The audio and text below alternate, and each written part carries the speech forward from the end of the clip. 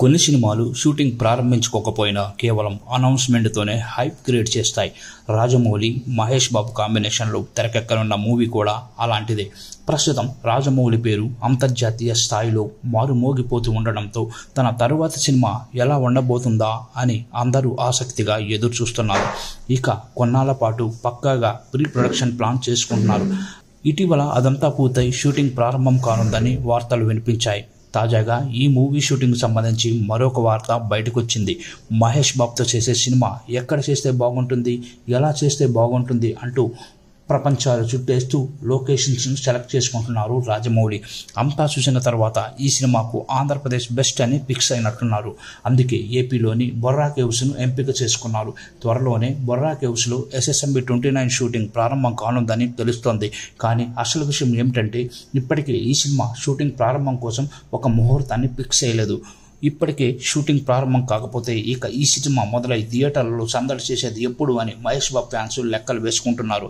2025 సంక్రాంతికి SSMB 29 shooting ప్రారంభం కానుందని అప్పట్లో వార్తలు వచ్చాయి. కానీ అవన్నీ నిజం కాదని ప్రేక్షకుల్లో సందేహాలు మొదలయ్యాయి.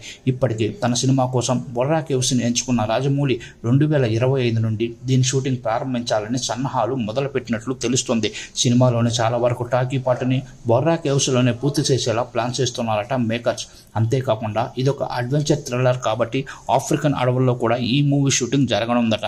ఇప్పటికే ఆఫ్రికన్ అడవులను చుట్టేసి తన సినిమా కోసం లొకేషన్స్ ఫిక్స్ అయిన రాజమౌళి బొర్రా కేవ్స్ను కూడా సందర్శించినట్టు సమాచారం.